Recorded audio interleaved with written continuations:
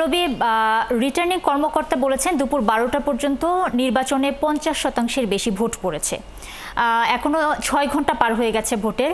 কিছুক্ষণ লাঞ্চ ব্রেকের কারণে কিছুটা ধীর গতি দেখা যাচ্ছিল সব মিলিয়ে। একটু জানাবেন এই 6 ঘন্টা পরে এখন কি অবস্থা সেখানে, এবং আপনি সকাল থেকেই আছেন, বিভিন্ন কেন্দ্র ঘুরে দেখেছেন, সার্বিক পরিস্থিতি আপনার কাছে কি মনে হয়েছে? সার্বিক পরিস্থিতি সন্তোষজনকই মনে হয়েছে। সব পক্ষের সঙ্গেই যেরকম কথা বলেছি সেরকম মনে হয়েছে। কিছু বিচ্ছিন্ন ঘটনা তো ঘটেছে, যেহেতু এতগুলো পথের লোক এখানে প্রার্থিতা করছে, প্রতিদ্বন্দ্বিতা করছে এবং ঢাকা বিশ্ববিদ্যালয় খুবই সংবেদনশীল জায়গা। সেখানে এতক্ষণ পর্যন্ত স্বস্তিদায়ক যে পরিস্থিতি তৈরি হয়েছে তাতে আসলে আশাব্যঞ্জক আগামী দিনের গণতন্ত্রের জন্য। এবং ঢাকা বিশ্ববিদ্যালয়ের শিক্ষার্থীরা এটা বলেছেন যে যেই নির্বাচিত হয়ে আসুক না কেন এই পরিস্থিতি যেন স্থিতিশীল থাকে এবং কোনো ফ্যাসিবাদ বা আধিপত্যবাদ যেন বিরাজ না করে। তো সারাদিন নানা রকমের ঘটনা ঘটেছে, বিশেষ করে টিএসসি কেন্দ্রে কিন্তু অনেকগুলো ঘটনা ঘটেছে। কিছুক্ষণ আগেই ছাত্র দল এবং শিবিরের মধ্যে একটি উত্তেজনাকর ঘটনা ঘটেছিল, পরে সেটি প্রশমন হয়েছে জাল ভোট দেওয়ার অভিযোগকে কেন্দ্র করে। তো আমার সহকর্মী রাশেদ আনিস, তিনি টিএসসি কেন্দ্রে সকাল থেকে ছিলেন এবং তার কাছ থেকে জানতে চাই যে তার অভিজ্ঞতা কি হলো, কি দেখেছেন এবং কেমন ভোটের পরিবেশে। আপনি যেমনটি জানেন যে এই যে টিএসসিতে কিন্তু সর্বোচ্চ সংখ্যক ভোটার, বিশেষ করে রোকেয়া হলের যে 5641 মোট ভোটার, যেখানে 40,000 ভোট কিন্তু এখানে দিচ্ছেন। এবং সবচেয়ে বেশি ঘটনাবহুল সকাল থেকে কিন্তু এই এলাকাটি।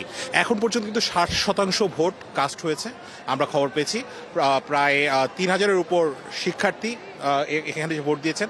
কিন্তু মূলত এখানে কিন্তু এক বড় বড় যে সমস্ত দলগুলো রয়েছে প্রার্থিতা করছেন, নির্বাচনে অংশ নিচ্ছেন, তারা কিন্তু একে অপরের বিরুদ্ধে একাধিক অভিযোগ দিচ্ছেন। আমরা যেমনটি শুনেছি যে শিবিরের পক্ষ থেকে তারা কিন্তু ছাত্র দলের বিরুদ্ধে অভিযোগ জানিয়েছেন যে ছাত্রদল ভোট চুরি করছেন। 21 হলে আমরা শুনেছি যে একটি ব্যালট বক্স তারা ভর্তি করে রেখেছেন, সেরকমটি শুনেছি। ঠিক একই রকম কিন্তু বাকছাস বাংলাদেশ গণতান্ত্রিক ছাত্র সংসদের আব্দুল কাদের, আবু বাকের মজুমদারকেও আমরা ছাত্রদলের বিরুদ্ধে অভিযোগ শুনেছি দিতে। এখানে সংবাদ সম্মেলন করে অভিযোগ জানিয়েছেন। তারা কিন্তু বলেছেন যে আবিদ, যিনি ছাত্রদলের ভিপি পদপ্রার্থী, তিনি কিন্তু হচ্ছিল কারো কথা না শুনে ভেতরে ঢুকেছেন। এবং তার পাশাপাশি কিন্তু একটু হট্টগোলও হয়েছে। যে বিষয়টি আমরা শুনেছি, সেই হট্টগোল কিন্তু একটি প্রশাসনিক কর্মকর্তাকে ছাত্রদল অভিযোগ জানিয়েছে যে তারা শিবিরের লোককে ভুয়া হিসেবে ঢুকিয়েছেন। ধন্যবাদ রাশেদ। আমরা যেরকম শুনছিলাম, আসলে এখন বৃষ্টি হওয়ার পরে আবহাওয়ার পরিস্থিতি একটু ভালো। এখন ভোটার উপস্থিতি আবার বাড়তে পারে। বিকেলের আগে পরিস্থিতি সন্তোষজনক রয়েছে, তবে বিকেলের পরিস্থিতিকে কিন্তু সতর্ক দৃষ্টি রাখতে হবে। নুসরাত, অনেক ধন্যবাদ আপনাকে।